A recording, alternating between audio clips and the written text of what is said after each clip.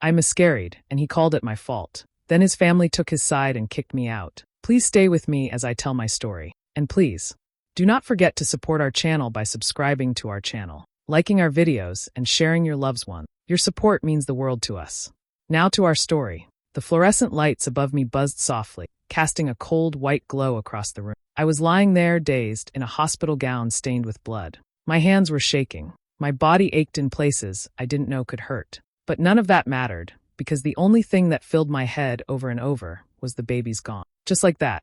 The nurse told me gently. She even held my hand for a second, but I barely heard her words. It felt like the world had stopped spinning. My chest felt hollow, my mouth dry. I looked toward the door, waiting for him, my fiancé. I needed him. I needed someone to just tell me it was going to be okay. When he walked in, I almost cried from relief. He came in fast, like he was rushing, but when his eyes met mine, they didn't soften. He didn't come to the bed. He didn't touch me. Instead, he stood a few feet away and asked flatly, "What happened?" I opened my mouth, but nothing came out. I was too tired, too broken. A nurse stepped in and explained to him gently that I had miscarried. She used words like spontaneous and unpreventable, but he just kept staring at me. When the nurse left, he didn't sit. He didn't say he was sorry. His voice was low, almost accusing. "What did you do wrong?" I blinked at him, thinking I must have heard it wrong. But he just kept staring like I owed him an explanation. "Did you eat something bad? Did you forget your vitamins? You said you were resting." Tears slipped down my face without me realizing. "I don't know," I whispered. "I didn't do anything. I don't know." The door opened again. His mother stepped in. She took one look at me, her lip curled slightly. "Well," she said, "I told him you weren't ready. Your body probably knew." I was too stunned to reply. I lay there, bleeding, empty, and they were treating me like I failed a test. Like this was something I had control over. His mom turned to him. "You need to think long and hard about this relationship." No one held my hand. No one asked if I was in pain. It wasn't until a soft knock came on the door and a hospital social worker stepped in that someone looked at me. She pulled up a chair, leaned in close, and asked carefully, "Are you safe going home with him?" When we first started dating, he was everything I thought I wanted. Charming, attentive, always texting me good morning, always asking if I'd eaten. He'd surprise me with flowers, plan weekend trips, open every door for me like we were living in some kind of romantic movie. My friends would tease me, calling him Prince Charming. And honestly, I believed it. I thought I'd hit the jackpot. He always said he loved how independent I was, how driven. But then little things started to feel off. I didn't notice them then. Or maybe I just didn't want to. Like when I wore a dress he thought was too revealing. He joked, "Who are you trying to impress?" with a smile, but his hand stayed on my waist a little too long. When I got a promotion at work, instead of celebrating, he said, "You sure you'll be able to handle that much stress?" And when I wanted to go out with my friends, he'd sigh and say, "I just miss you when you're not around." He made it sound like love, like care. So I pulled back, less girls' nights, more time with him. I thought that was compromise. When I got pregnant, he was quiet for a long time. I remember the silence in the car after I told him. We were parked outside a Target, and he just stared out the windshield, hands gripping the steering wheel. I thought maybe he was just in shock. I waited. Eventually, he said, "Well, we'll figure it out." That was it. No smile, no hug, no excitement, just cold calculation. Like I had handed him a problem instead of news that we were starting a family. After that, the romance slowly vanished. No more flowers, no more morning texts, no more holding my hand in public. He was always busy or tired. If I cried from the hormone swings or morning sickness, he'd roll his eyes and say, "You're so sensitive lately." Sometimes I'd catch him staring at his phone with this empty look on his face. Once I asked if he was okay. He said, "I'm just trying to wrap my head around all this. This wasn't the plan." That stuck with me. This wasn't the plan. Looking back now, I wonder if he ever really wanted a future with me, or if he just liked the version of me that didn't challenge him. The one that didn't bleed or cry or carry his child. He didn't change overnight. I just finally saw him clearly. The first day back home from the hospital, everything felt too quiet. I moved through the apartment like a ghost. The crib we hadn't even finished setting up still sat half-assembled in the corner of our bedroom. I tried to avoid looking at it, but it was always there, reminding me of what wasn't. He didn't say much, barely looked at me. When I tried to talk, he nodded, but his eyes were blank. That night, he took a pillow and a blanket and sat up on the couch without a word. No explanation, just silence. Then came the visits from his family. His mom showed up first, carrying a container of bone broth and some herbal tea. She said, "You need to strengthen your uterus now." That's what my mother always said. Her tone was soft, but there was this edge to it, like I was already doing something wrong again. Then his sister dropped by with a book about natural pregnancy and a subtle comment. Some women just push themselves too hard and don't even realize. Stress can do a lot of damage. She smiled as she said it, like she was helping.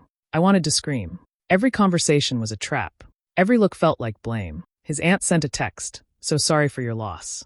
Hope next time you're able to rest more. Folded hands. Next time. As if this had been a trial run. As if I'd failed. At dinner, his mom said, maybe your body was just too tired. You were still working full-time, right? He didn't defend me. Didn't say anything. He just sat there, pushing food around on his plate, letting me take it alone. And when I finally broke, when I cried in front of them because I couldn't keep holding it in, his mother handed me a tissue and said, sweetheart, emotional stress isn't good either. You need to learn how to handle things better. It was like drowning with people standing around, critiquing your swimming. At night, I lay awake alone while he stayed in the guest room. No good night. No checking in. No warmth. Just cold distance and the quiet click of the door closing. Every day I felt smaller, like my grief was something inconvenient, like their disappointment mattered more than my pain. And deep down, I started to wonder if they were right, if maybe I had done something wrong. That was the worst part. Not the silence. Not even the blame. It was how they made me start to believe it. It had only been 4 days since the hospital. I was still bleeding, still weak, still waking up in the middle of the night, crying without even knowing why. The pain wasn't just physical. It was this deep, heavy ache that didn't go away, no matter how still I lay or how tightly I wrapped the blanket around. He barely spoke to me. He avoided eye contact, stayed on his phone, spent hours out of the apartment without saying where he was going. When I asked if we could talk, he said, not right now, and walked away like I was a stranger. That morning, I woke up to the sound of rustling in the living room. At first, I thought maybe someone had dropped something, but when I walked out, I froze. My clothes, my shoes, my books, even the framed photo of my mom, were all stuffed into trash bags, lined up by the door like I was being evicted. My toothbrush was on top of one, still wet. His mother was standing there, arms crossed, like she'd been waiting for me. I packed your things, she said calmly. I think it's best if you go. This environment clearly isn't good for you, or for my son. I blinked at her, then looked at him. He was standing a few feet behind her, arms crossed, leaning against the wall. He didn't say a word. I don't understand, I whispered. My voice cracked. You're kicking me out? She tilted her head, like she felt sorry for me. We just think it's better this way. You're still young. You'll figure things out. But right now, it's clear you weren't ready to be a mother. I felt the blood drain from my face. My stomach twisted. I looked at him again, waiting, hoping, begging silently for him to say something, to stop this. But he didn't. He wouldn't even meet my eyes. I started crying. Ugly, gasping, humiliating sobs. My body was still weak, still healing, and now I was being pushed out like garbage. I asked him, is this really happening? He shrugged, and said, it's just not working anymore. I didn't scream. I didn't fight. I was too tired, too numb. I picked up the bags with shaking hands and walked out of the apartment we were supposed to raise our child in. No one stopped me. No one said goodbye. The blood soaked through the thin pad I was wearing as I walked down the stairs. It was still happening. My body letting go of the baby I'd already lost. And now I was losing everything else too. For weeks after I left, I didn't speak to anyone. I barely left my friend's guest room. I slept too much. Ate too little. I didn't respond to messages, didn't answer calls. I deleted every photo we'd ever taken together and blocked him on everything. I thought that would be the end of it, that if I just disappeared, maybe I could forget it all. I didn't post online. I didn't tell people what happened. I let his family say whatever they wanted. Some people thought I left him. Others assumed we mutually ended things. I didn't correct them. I didn't want to relive it. Then, about 3 months later, I ran into a mutual friend, Jenna, at the grocery store. She looked surprised to see me, hesitant, and after a few awkward minutes of small talk, she said something I'll never forget. So, you heard he's with someone else, right? My heart stopped. No, I said, trying to sound casual. Didn't know. That was fast. She looked at me like she didn't want to say more, but it came out anyway. Yeah, and she's pregnant. I stared at her, waiting for her to laugh or say she was joking. She didn't. She's already showing, Jenna added softly. It's pretty far along. I thought you knew. I could barely breathe. Pretty far along. I did the math in my head. Backward, forward, over and over. If she was already showing now, then she had to have gotten pregnant while we were still together. While I was carrying his baby. While I was crying on the bathroom floor thinking something was wrong with me, he was already sleeping with someone else, planting a brand new life inside someone else. And now he was playing the part of loving partner with her, probably rubbing her belly and going to doctor appointments like nothing ever happened. Suddenly, all the coldness made sense. The distance.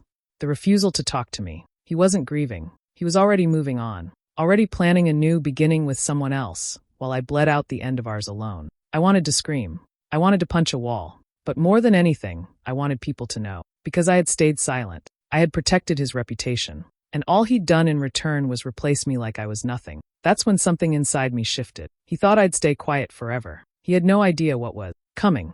I didn't think it could get worse. But it did. Not long after I found out about his pregnant girlfriend, the whispers started. Quiet at first. Then louder.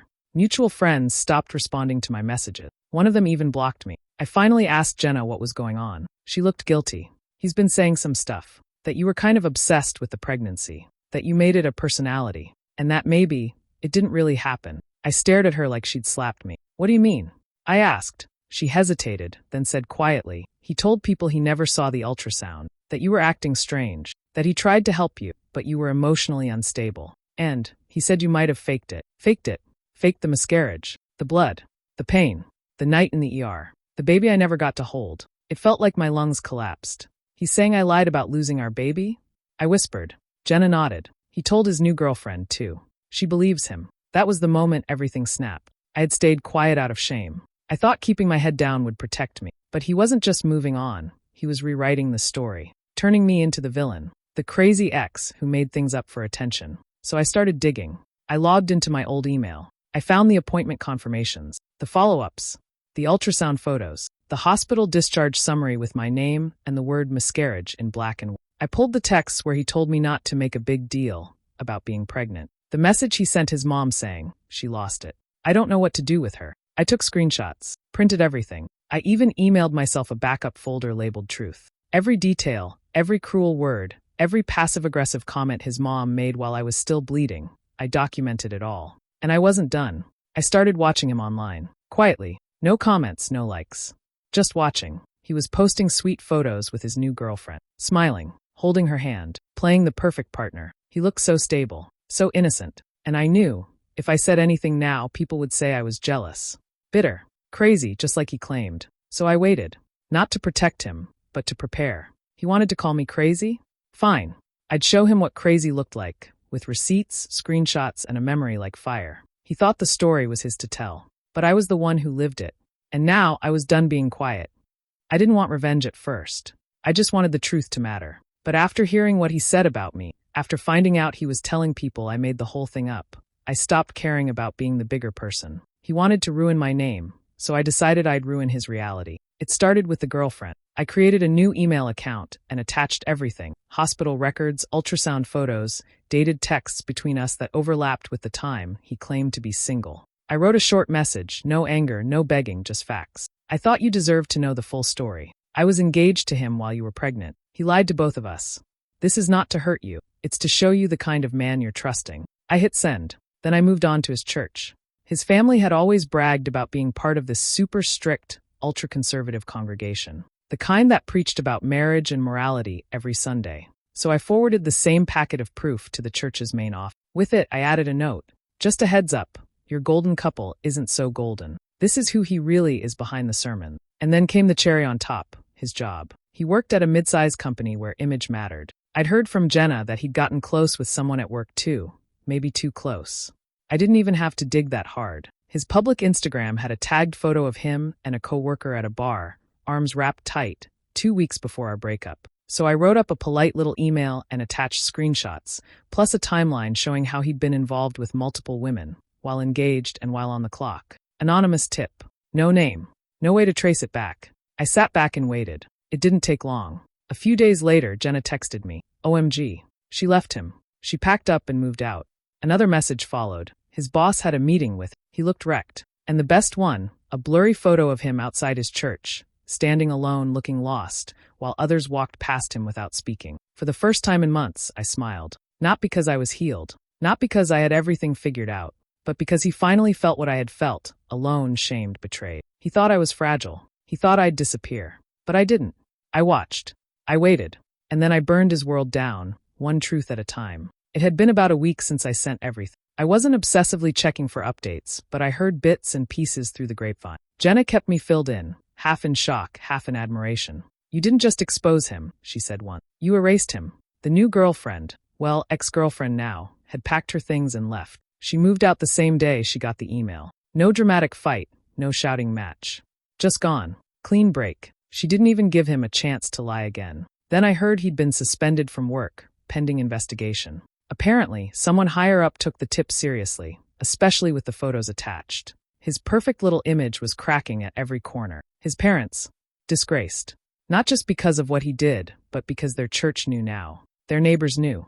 The people they tried so hard to impress saw the ugly truth printed in full color. And they couldn't spin it this time. For once, they were the ones being whispered about. Then, on a quiet Thursday afternoon, I got the call. It was an unknown number. I almost didn't answer, but something in my gut told me to pick up. "Hello," I said.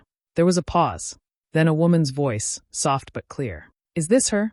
I didn't say anything. She took a breath. I was his girlfriend, the one who was pregnant. My heart pounded. I sat down. "I got your email," she said. "I didn't believe it at first. He told me you were unstable, that you faked everything. He had this whole story." Her voice shook. "But the dates, the photos, you weren't lying. I was the other woman, and I didn't even know it." "I'm so sorry," I whispered. "No," she said quickly. "Don't apologize. You saved me. You saved my baby. I can't believe I almost raised a child with him." I didn't know what to say. I just listened. "I want to meet," she said after a moment. "If you're open to it. I think I need to. For closure. For understanding." I thought I'd feel angry, or smug, or guarded. But instead, I felt calm, like something in me had finally stopped spinning. "Okay," I said.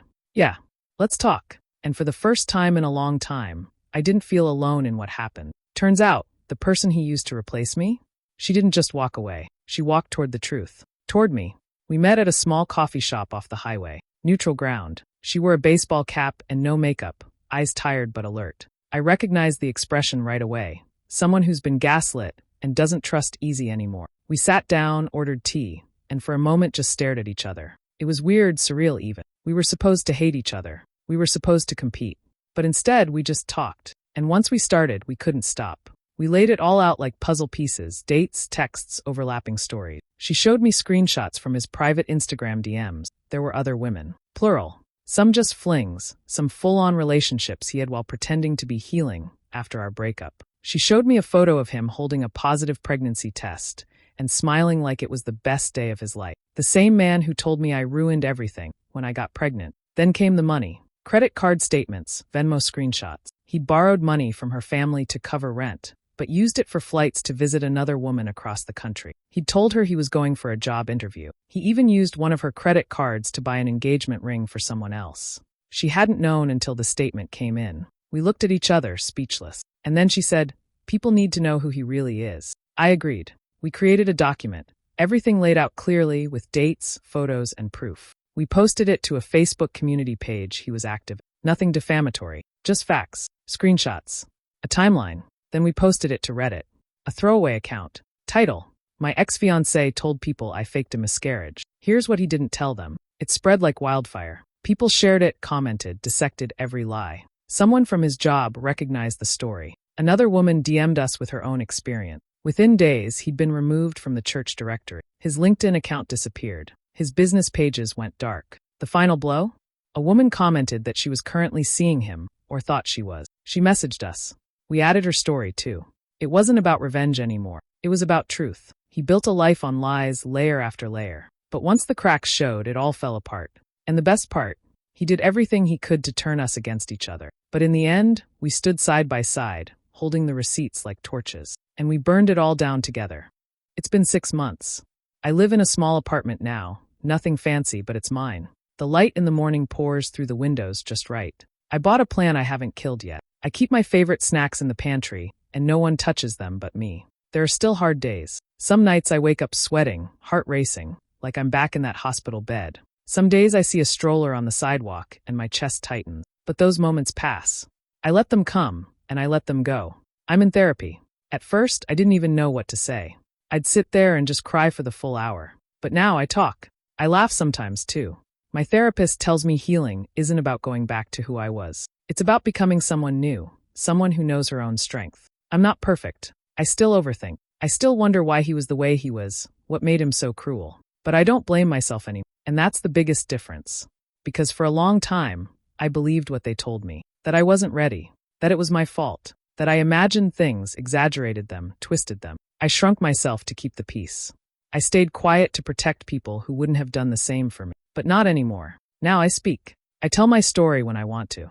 I share it with women who need to hear it. And every time someone says, "That happened to me too," I feel less alone. I found out recently that he moved back in with his parents. He lost his job. The last girl he dated posted a TikTok warning others about him. I didn't share it. I didn't comment. I just watched it once and smiled. I don't need revenge anymore. I got justice. Not just in what happened to him, but in reclaiming my voice. I wake up alone now, and instead of emptiness, I feel peace. No walking on eggshells. No pretending.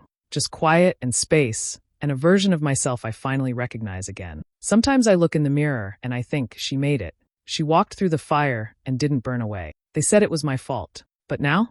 Now everyone knows the truth. And more importantly, so do I.